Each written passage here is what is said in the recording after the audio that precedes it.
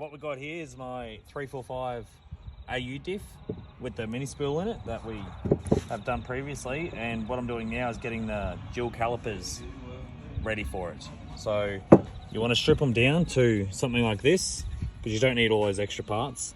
You want to measure it up so that where you've got the middle, then you want to cut it like this, cut them in half. You want to keep the part that obviously holds the caliper. This other part here is no good. That can go in the bin, you don't need it anymore.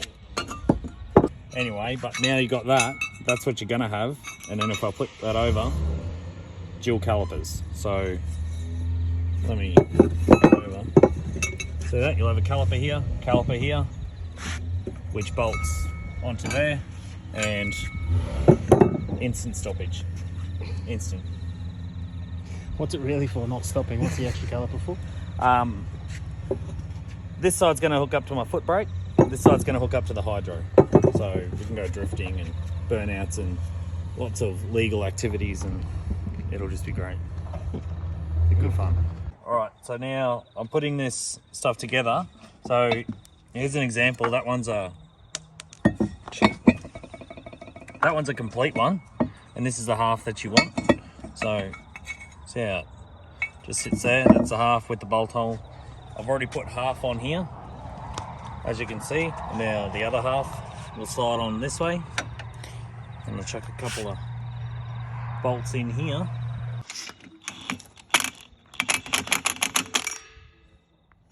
Depending on how you cut it, you will have a small gap here.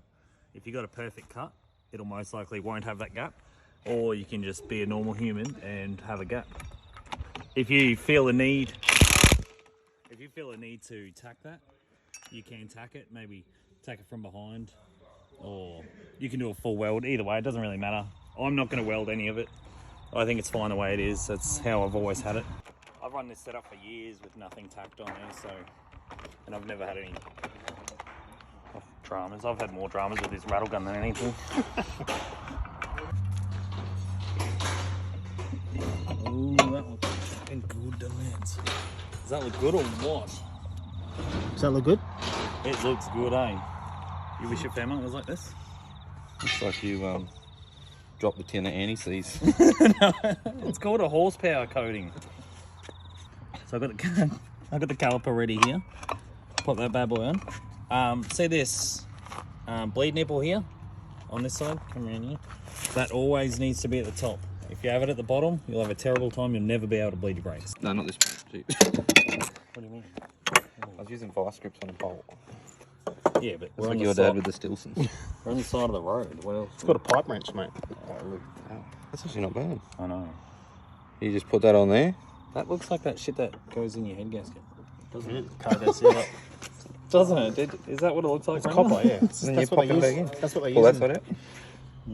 Whole thing. Hey, Ranger, you could use that in your head gasket. Oh, look, yeah, if you just, how many bags of that shit you got? Maybe about 800. Generally, you clean this and, you know, make sure they're not... These are actually in good nick, but generally you clean them and make them... Obviously, if we were at home, it'd be a bit different. And then the leftovers, you just put on your threads here. So your wheel nuts don't tighten. What? Yes, perfect. You know, I have a real issue with wheel nuts falling off, with my wheels falling off my cars. Right, Yeah. Gary's. Yeah, do up your wheel nuts and you fucking... No, I do. And then, hey, Ranger, my wheels always fall off all my cars. It's because you do them up with a robe, you're not a DeWalt. Yeah, because you let your 3-year-old child do it. That's because they would like to help you. Can you... He's just going to persevere with the wheels falling off till they're old enough to do the wheel nuts up tight. Well, that'll teach them.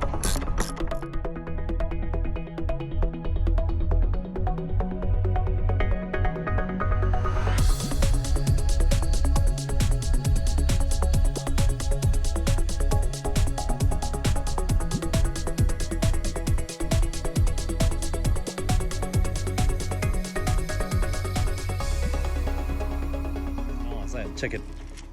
Dual calipers, horsepower, Brembros. Unreal, eh? Stop. Just like that.